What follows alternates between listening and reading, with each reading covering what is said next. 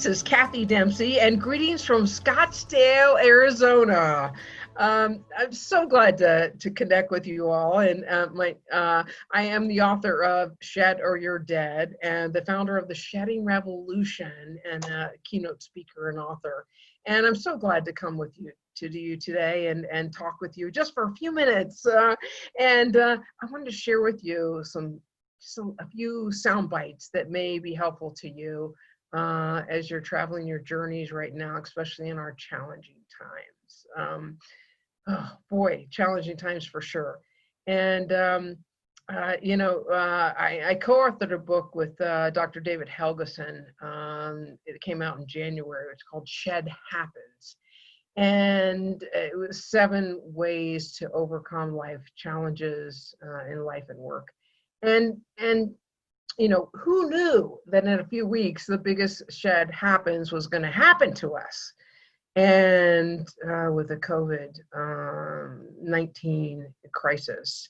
And, so what do we do? How do we handle something that we've never handled before?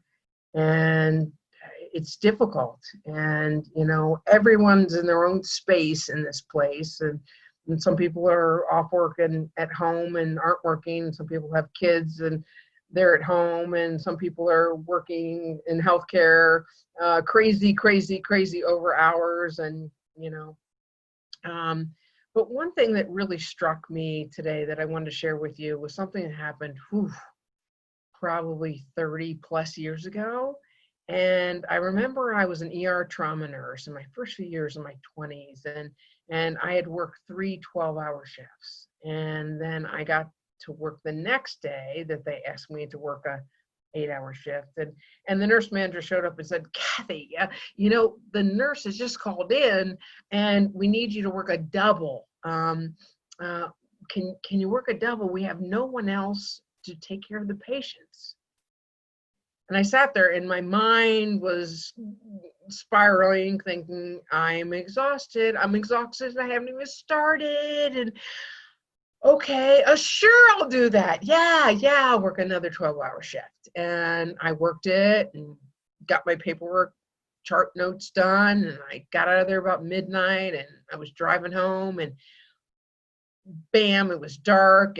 And I slammed and T-boned an 18-wheeler truck. And the next thing I know, I woke up in an ambulance, headed back to the emergency room that I just left a few minutes before. And I had some bruises and a few cuts and, concussion, but, I was going to make it. But the important lesson for me was to know my ability to say no, know my limits, that it's okay to say no. When I have given and given and given, and I'm past that point, and then at a point where I'm not healthy to myself or to other people, that's when it's time to say no. And, I moved from that time to management and then healthcare administration. And then I remember the days where I was thinking, I have no one to work today, or I don't have enough people to work today. And who am I going to ask? And so it went through my mind, like, do I really want to ask this person? Because I know they're probably over their limit. So as managers also in leadership, we need to really be able to assess, is it healthy to ask somebody to do something that's beyond their limits? So I would just encourage you all, whether you're a frontline employee, whether you're in management, whether you're administration, whether you're CEO of the hospital, to know your limits. Know when it's okay to say no, because you need to take care of yourself.